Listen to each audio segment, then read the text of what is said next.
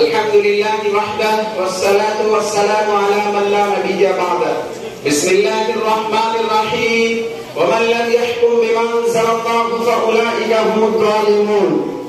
قابل صد احترام صدر محترم قلم و قرطاس میں حکم صاحبان و مربیان انجمن، آج کی اس مسابقاتی بحث میں میری تقریر کا عنوان ہے اسلام میں تصور جمہوریت.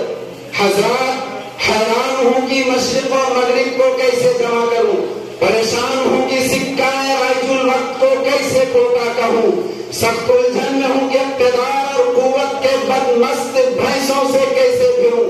اس فکر میں ہوں کہ ہوائے تند و تیز کے مقابل اپنی فکر کے دیے کیسے جلاؤں، اور اگر کسی ترکیب سے جلا لوں تو اس کی جوت کیسے جلتی رکھوں. عنوان خوبصورت ہے، غور و فکر کی دعوت دیتا ہے. گزشتہ ایک صدی سے بحث و تحقیق اور نقد و نظر کا موضوع بھی بنا ہوا ہے. حضرات گرامی، اسلام کے نظام حکمرانی کی روشنی صدیوں تک انسانی دنیا کو منور کرتی رہی. پھر عالمی سطح پر جمہوری تماشا شروع ہوا، سلطان جمہور کی بالادستی کا شور اٹھا تو دنیا کے عقل مندوں کے ساتھ ہمیں بھی فکر ہوئی اسلام میں جمہوریت اور جمہوریت میں اسلام کی کم سنیاں ہیں. چنانچہ کسی نے جمہوریت کا اسلام کہا تو کسی نے جمہوریت کو نظام اسلام سے متصادم باور کیا. ہم پہلے سیدھے سادے طالب علم ان دورانی بحثوں سے گھبرا اٹھے، مگر موضوع کی دلکشی اور سچائی کی تلاش نے ہمیں محمیز کیا. ہم خالی اس ذہن پہ پہلے اسلام کے نظام حکمرانی کو سمجھا، پھر جمہوریت کے بست و کشاد کو جانچا پرکھا. اب ہم یہ کہہ سکتے ہیں کہ وہ جمہوریت جو رائج الوقت ہے اس کو اسلام کے نظام سے کچھ علاقہ نہیں، اور جو اسلام میں عوام و جمہور کا تصور ہے اسے موجودہ جمہوریت کسی طرح قبول نہیں کر سکتے. معزز سامعین، مغربی اقوام کے ہاں جمہوریت کی پہلی ولادت 1265 عیسوی میں انگلستان کے پہلے پارلیمانی انتخابات سے ہوئی. مارٹن لوتھر کی تحریک کے زیر اثر انگلش 1688 عیسوی میں انگلش سیویل وار ہوا. ہنری اول کے قتل کے بعد انگلستان سے مطلق العنان بادشاہی کا خاتمہ ہو گیا اور جمہوری دور کا آغاز ہوا. اسی کے نتیجے میں مغرب میں سماجی، سیاسی، معاشی اور دینی ڈھانچے میں بڑی تبدیلیاں رونما ہوئی. نتیجتاً مذہب کو، جو کہ تاریخ کے نامعلوم دور سے ہی انسانی زندگیوں کے جملہ مسائل کا رہنما تھا، نظام حیات و حکومت سے نکال دیا گیا.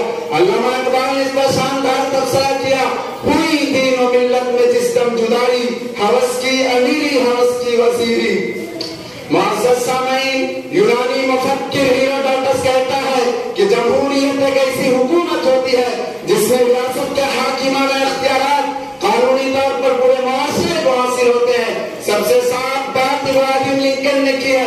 وہ کہتا ہے جمہوریت نام ہے government of the people, by the people, for the people. حضرات سامعین، ڈیموکریسی اصل میں یونانی لفظ ڈیماس کے ڈاس ہے جس کے معنی ہے عوام کی حکومت، اور جمہوری حکومت ایسی حکومت ہوتی ہے جس میں اختیارات، فیصلہ اور قانون سازی کا منبع عوام ہوتے ہیں. اور جمہوریت کے اسی نقطے پر اس کی راہیں اسلام کے تصور نظام و انتظام، اس کے تصور معیشت و تجارت، اس کی معاشرت اور اس کے نظام عدل و انصاف سے الگ ہو جاتا ہے. اسلام صاف لفظوں میں اعلان کرتا ہے: وَمَن لَّمْ يَحْكُم بِمَا أَنزَلَ اللَّهُ فَأُولَٰئِكَ هُمُ الظَّالِمُونَ. یعنی قانون سازی کا اختیار کسی انسان کو نہیں ہے. حضرات و سامعین، ہم نے جمہوریت کی تاریخ اور جمہوریت کا منشا و مبدا آپ کے سامنے قدر تفصیل سے رکھا.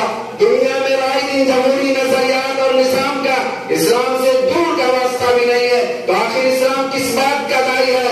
اسلام کا نظام حکمرانی امیر اور اس کی مجلس شورا پر منحصر ہے، جو قانون ساز نہیں ہو سکتا بلکہ اللہ اور رسول کے بنائے ہوئے قوانین کی تنفیذ اور تشریح کا ذمہ دار ہوگا. اسلام اپنے نظام میں جمہور کی مکمل شخصی آزادی کا ذمہ دار ہوگا.